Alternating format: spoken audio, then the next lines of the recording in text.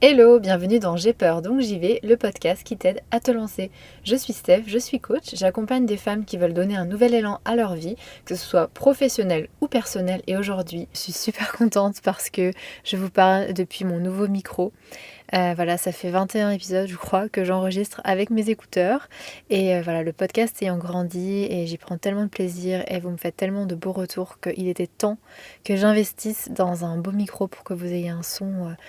Voilà, un beau son, donc je suis hyper heureuse, vous me direz si vous entendez une différence. En tout cas, moi j'ai l'impression que c'est Noël.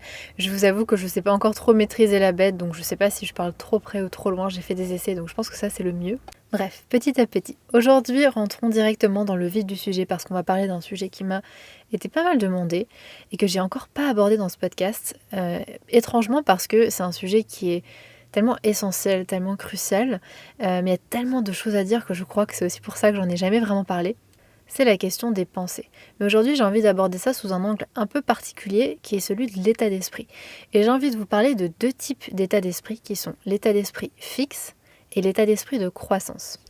Je parle d'état d'esprit, mais en anglais, c'est mindset.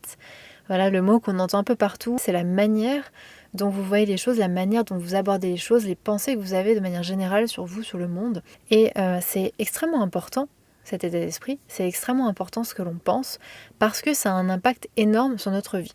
Ça a un impact d'une part sur comment on se sent, et d'autre part sur ce qu'on fait, ou ce qu'on fait pas d'ailleurs. Par exemple, si je me sens nulle, si j'ai cette pensée-là envers moi-même que je suis nulle, ça va avoir un impact, comme je vous l'ai dit, sur comment on se sent, comment je me sens, puisque je vais me sentir peut-être découragée, je vais peut-être me sentir honteuse, je vais peut-être avoir envie de me cacher.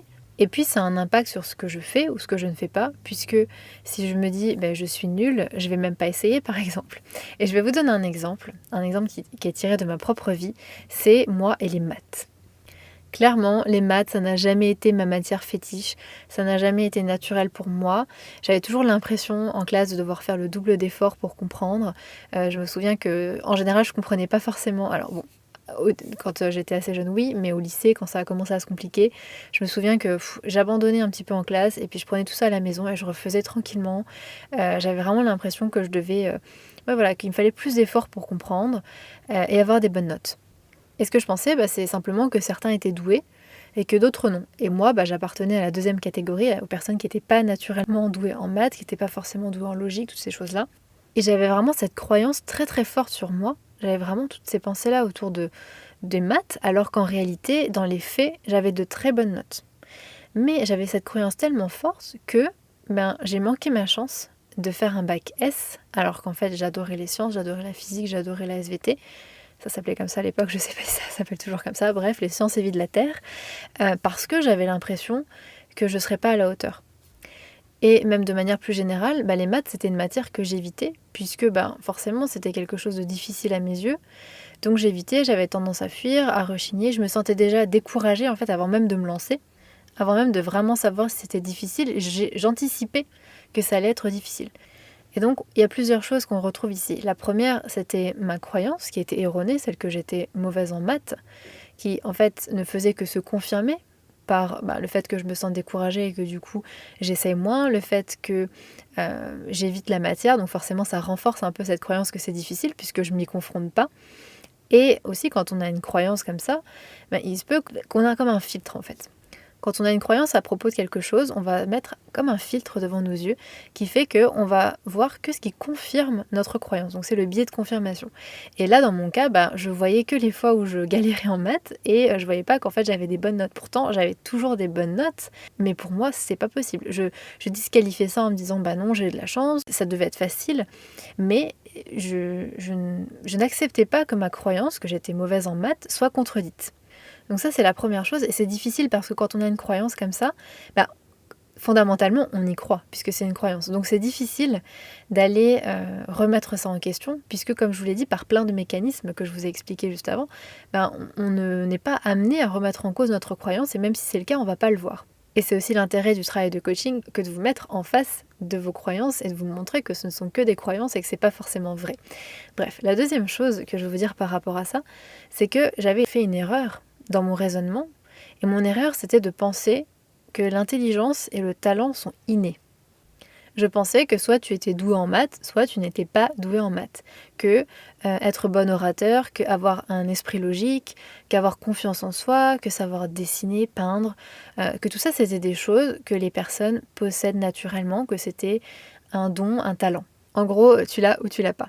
Alors qu'en réalité, c'est complètement faux. En réalité, les gens talentueux et qui réussissent ont développé des compétences. Et c'est des compétences que parfois ils ont développées depuis très longtemps. Et le fait d'être bon orateur, le fait d'avoir confiance en soi, le fait de savoir dessiner, tout ça c'est vraiment des compétences qu'on peut développer.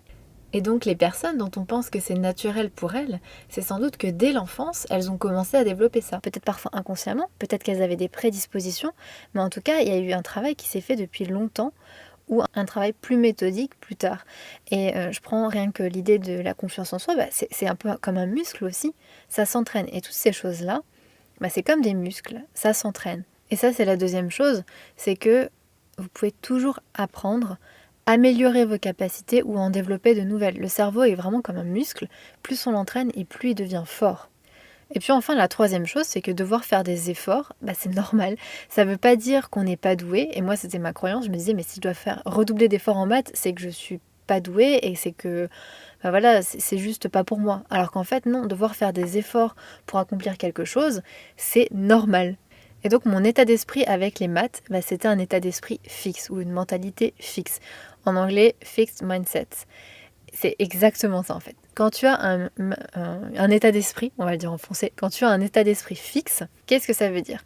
Première chose, quand tu as un état d'esprit fixe, donc ça veut dire pas flexible en fait, ça veut dire que tu penses que l'intelligence, que les talents sont innés et naturels. Cette idée de tu l'as ou tu l'as pas, si tu n'as pas confiance en toi, tu n'auras jamais confiance en toi. Autre chose, quand tu as un état d'esprit fixe, c'est tu penses que galérer et devoir fournir des efforts, c'est négatif. Ça veut dire que tu n'es pas assez bon, pas assez bonne, pas assez douée et donc que ce n'est pas pour toi. Donc ça veut dire que si vous essayez de dessiner 1, 2, 3 fois et que c'est pas très bon, vous allez juste vous dire que je suis pas douée, point barre, et puis vous allez laisser tomber.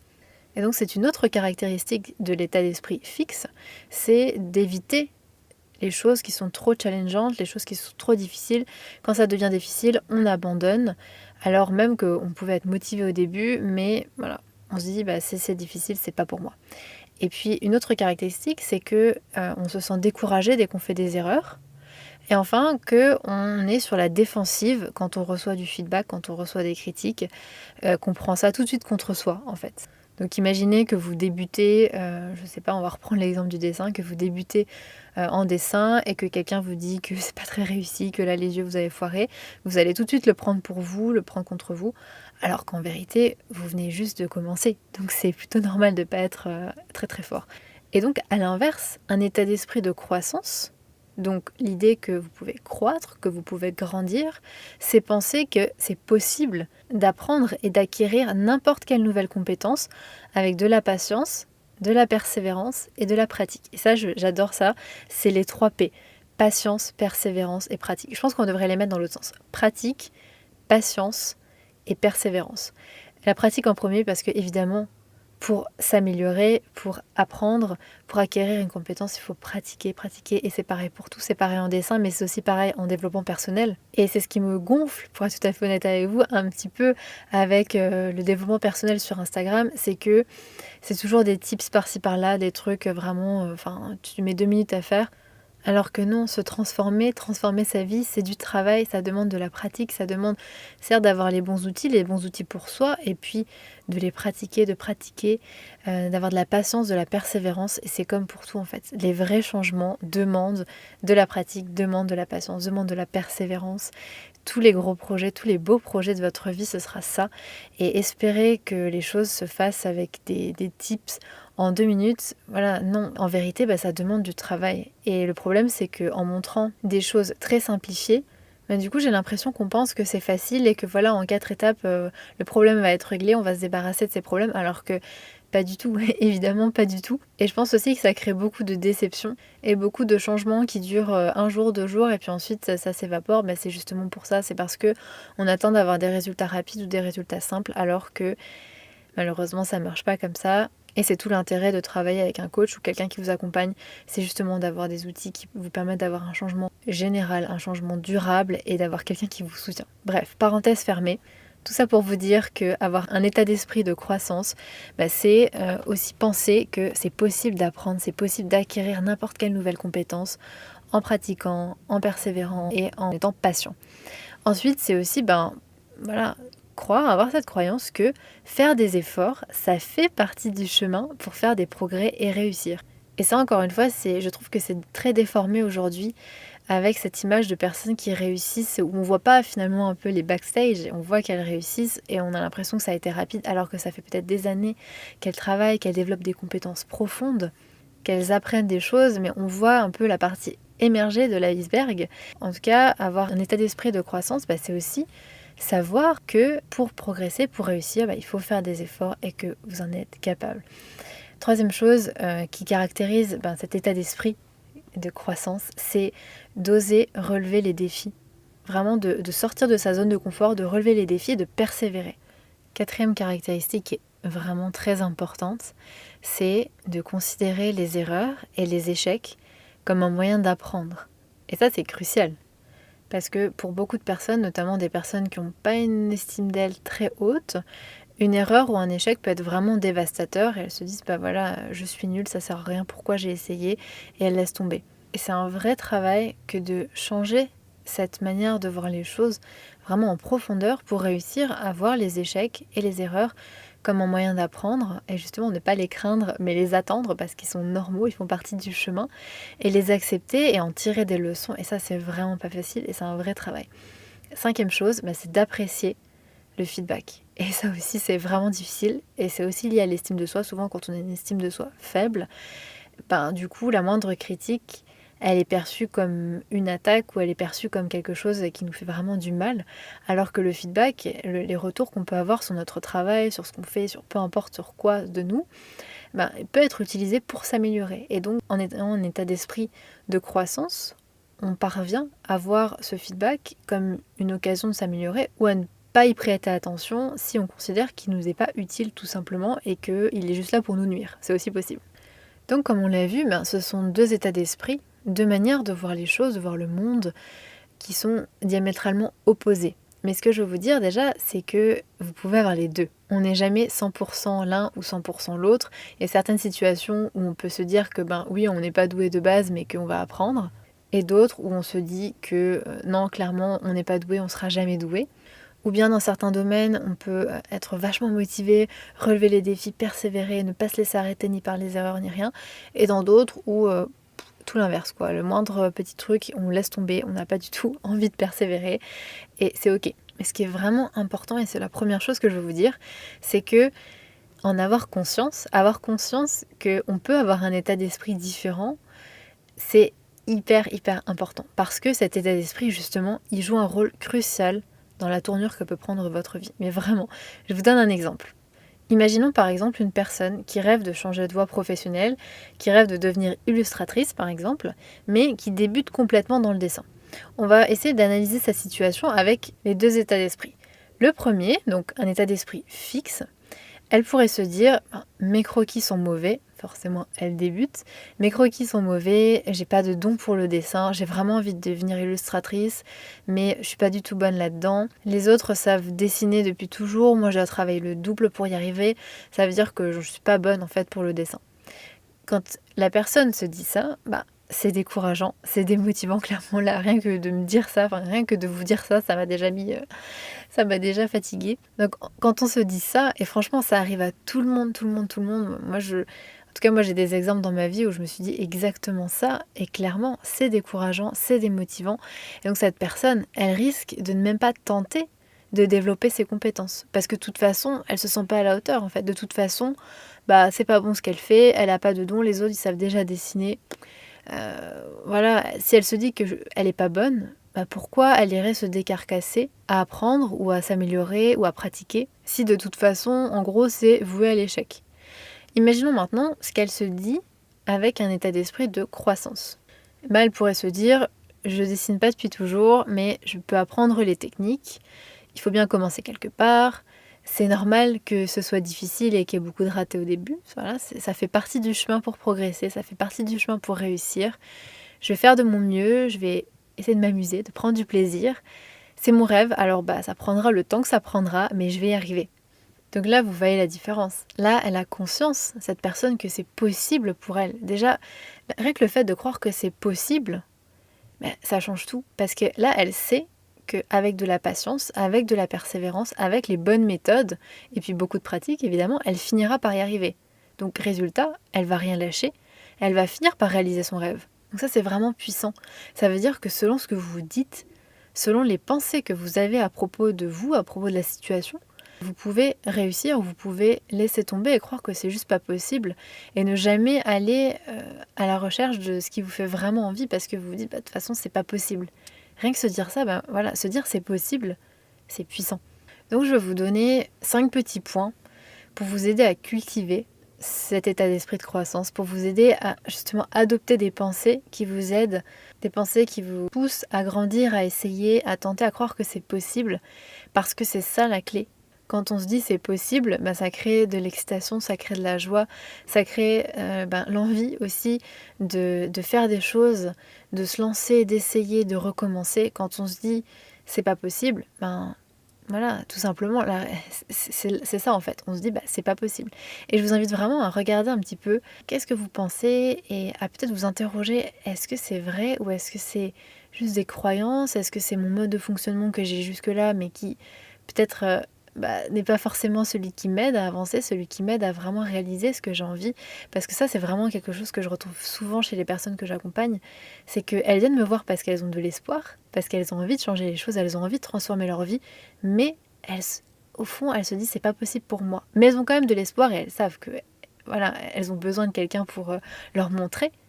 Mais une partie d'elles croit que c'est pas possible. Et on travaille justement à changer ça. Parce que si tu crois pas en toi, si vous croyez pas en vous, mais il ne pourra jamais rien se passer. Ça paraît évident, mais c'est tellement, tellement important. Donc voilà, je vais vous proposer 5 points pour vous aider à tranquillement cultiver cet état d'esprit de croissance. C'est juste des pistes, parce que vraiment, c'est un énorme travail, clairement. Et ça demande beaucoup de méthodes, beaucoup d'outils. Mais voilà, j'ai envie de vous donner quelques pistes. La première, ce serait d'être attentif ou attentive à votre discours intérieur. Qu'est-ce que vous vous dites? Quelles sont les pensées que vous avez? Parce que parfois, certaines pensées sont des pensées d'auto-sabotage. Et vraiment réussir à écouter un petit peu la voix dans votre tête qui vous dit oui mais, ou qui dit c'est pas possible, ou qui vous dit tu seras pas capable, ou qui vous montre déjà toutes les raisons de pas le faire. Voilà, écoutez un petit peu cette voix-là. Qu'est-ce qu'elle vous dit? Est-ce qu'elle vous aide à atteindre vos objectifs ou est-ce qu'elle vous pose des limites? Est-ce qu'elle vous pose des barrières? Ça, c'est vraiment la première chose. La deuxième, c'est de reconnaître que ces pensées vous empêchent d'atteindre votre plein potentiel et que ce que vous pensez, justement, c'est un choix et que vous pouvez le changer. Et ça, mais je sais que c'est pas simple à comprendre, mais vraiment, mais c'est tellement important. J'ai envie de vous faire un podcast rien que là-dessus parce que moi, ça a changé ma vie, clairement. Quand je me suis rendu compte que je pouvais effectivement pas contrôler les pensées qui émergent dans ma tête, parce que c'est des pensées entre guillemets automatiques, qu'elles sont générées par mon cerveau sans que je puisse les contrôler, mais que je peux ensuite choisir comment je réagis face à ces pensées-là, que je peux choisir ensuite de leur dire non, en fait je suis pas d'accord, que je peux choisir de faire taire ce juge à l'intérieur. J'aime bien en ce moment, une de mes coachées m'a dit qu'elle appelait la sienne Sharon ou Karen, je sais plus. J'adore cette idée de nommer un petit peu la petite voix, j'ai envie de dire un gros mot un peu bitch, c'est un peu ça. Et se rendre compte que ce sont juste des pensées, qu'on peut les changer. Mais je sais que c'est vraiment pas simple d'accepter, même de reconnaître que nos pensées, elles sont pas forcément vraies. On a l'impression, et c'est normal, que quand on se dit qu'on est nul, quand on se dit qu'on va échouer, que c'est vrai qu'on y croit en fait, puisque c'est normal, on est en train de le penser. Et vraiment, cette deuxième suggestion que je vais vous faire, c'est de reconnaître que peut-être vos pensées vous bloquent, vous limitent, vous auto-sabotent et que vous pouvez les changer, que c'est un choix. Et donc une fois que vous avez reconnu ces pensées qui vous auto-sabotent, ces pensées qui vous limitent, qui vous font vous sentir mal, je vous invite à regarder à nouveau la situation avec un état d'esprit de croissance. Qu'est-ce qui se passerait si dans la situation dans laquelle vous êtes, vous commenceriez à penser que vous pouvez apprendre n'importe quelle compétence, que tout est possible, que avec de la patience, de la persévérance, avec de la pratique, vous pouvez tout faire, que faire des efforts, c'est normal, que ce soit difficile, c'est normal, mais que voilà, vous allez quand même y arriver et que vous pouvez faire des choses difficiles. Qu'est-ce qui se passe si au lieu de voir les obstacles comme quelque chose de négatif, vous les voyez comme simplement quelque chose qui fait partie du chemin vers l'objectif que vous voulez atteindre et vous vous dites oui c'est un obstacle mais je peux le dépasser, j'ai les ressources. Et que les erreurs, que les échecs, c'est simplement un moyen d'apprendre, que ça fait partie du chemin, que les critiques aussi, c'est super. Imaginez de vous dire, voilà, les critiques c'est super, ça me permet de m'améliorer. Donc essayez vraiment de voir la situation avec cet état d'esprit-là, à vous poser ces questions-là, avec peut-être des mantras. Et d'ailleurs, j'ai fait une liste de ceux que j'utilise, que vous pouvez télécharger. Je vous la mettrai, si vous voulez, dans la description du podcast. Une liste de 40 mantras que j'utilise, que j'aime beaucoup. Et puis ensuite, quatrième étape, c'est d'agir sur la base de ces nouvelles pensées-là. Imaginez par exemple que vous ayez un nouveau projet, d'écrire un livre par exemple, ou de vous reconvertir professionnellement, et que vous vous dites, là j'ai un échec, j'ai une difficulté, mais c'est pas grave, c'est normal, ça fait partie du chemin et je peux la dépasser, ça change tout. Votre comportement avec ce type de pensée, il est différent puisque vous allez quand même persévérer, vous allez continuer, vous allez trouver des solutions. Et c'est le produit de vos pensées. Parce que si vous pensez, oulala, c'est difficile, c'est que ça veut dire que c'est pas possible, c'est pas pour moi, ça veut dire que je dois laisser tomber, vous allez laisser tomber parce que vous pensez ça. Donc forcément, si vous agissez sur la base de ces pensées-là, de pensées de croissance, vous allez avoir des comportements qui sont différents et un résultat, in fine, qui est différent. Et puis le dernier conseil que j'ai envie de vous donner, c'est de rester flexible. Si vous remarquez que malgré vos efforts, que malgré vos essais, vous ne voyez pas forcément de progrès, ça veut dire que ça ne veut rien dire sur vous, ça ne veut rien dire sur vos capacités. Ça veut simplement dire que vous devez essayer une nouvelle approche, que vous devez essayer une nouvelle stratégie, peut-être plus adaptée à vous, mais ça ne veut rien dire sur vous. Et ça, personnellement, c'est un truc qui m'aide beaucoup dans mon entreprise notamment, c'est de me dire que si j'échoue, si je fais quelque chose qui ne fonctionne pas, ça ne veut pas dire que je suis nulle, ça veut dire que la stratégie que j'ai choisie, la méthode que j'ai choisie n'a pas fonctionné, tout simplement. Et ça enlève beaucoup d'émotions négatives parce que si je me dis, quand je fais une erreur, que je suis nulle, je suis découragée, en fait, c'est foutu, je cherche même pas à la corriger. Alors que si je me dis, j'ai fait une erreur, ça arrive, ça veut rien dire sur moi, ça veut simplement dire que j'ai fait une erreur, voilà, point. Je vais chercher à corriger l'erreur, je vais pas m'attarder sur ce que ça signifie sur moi, je vais essayer de faire mieux la prochaine fois peut-être. Voilà, c'était mon message pour aujourd'hui, c'était de vous dire que c'est possible d'avoir un état d'esprit différent, d'adopter cet état d'esprit-là, de voir les choses différemment et que clairement, ça ne se fait pas en une nuit, ça prend du temps. C'est un travail qui se fait vraiment en profondeur, c'est un processus d'apprentissage, mais ça aussi c'est quelque chose que vous pouvez apprendre. Mais clairement, faire cet apprentissage-là, développer vraiment cet état d'esprit, c'est la clé, j'ai envie de dire, presque pour se sentir bien et réussir sa vie, réussir votre vie à vous, sans se poser de limites, sans se poser de barrières, sans s'auto-saboter avec des pensées sur vous ou sur ce qui est possible, et d'avoir un esprit de croissance, du fait que vous pouvez croître, apprendre, grandir, et ça c'est vraiment essentiel. Et si vous sentez justement que vous avez des pensées négatives peut-être à propos de vous, à propos de la situation, que vous avez tendance à douter de vous, à avoir une mauvaise estime de vous-même, à inconsciemment vous auto-saboter dans vos projets, dans vos relations, et que vous avez envie de changer ça, que vous avez envie de vous construire un état d'esprit positif, solide et durable, j'ai créé un programme de coaching spécial pour vous accompagner sur ce chemin-là, pour vous guider pas à pas. Donc je vous propose, si la démarche vous appelle, de réserver un appel découverte avec moi. Je vous mettrai le lien dans la description du podcast et on pourra en parler ensemble et voir si je peux vous aider. J'espère que cet épisode vous a plu, en tout cas avec le nouveau micro. N'hésitez pas à me faire un retour, ça me fait toujours extrêmement plaisir. Encore merci pour votre soutien qui est inconditionnel. Et je vous dis à dans 2 semaines. Ciao!